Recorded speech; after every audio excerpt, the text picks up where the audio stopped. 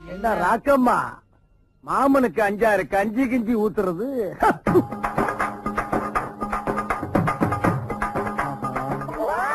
ஆத்துக்கு போகும்போது வீட்டுக்கு பின்னாடி துணி துவச்சுக்கிட்டு இருக்கும்போது வீட்டு வாசல்ல கோலம் போட்டுக்கிட்டு இருக்கும் போது மாமனுக்கு 5 கஞ்சி கிஞ்சி ஊத்துன்றதெல்லாம் வேற எவகிட்ட அது வச்சுக்கா.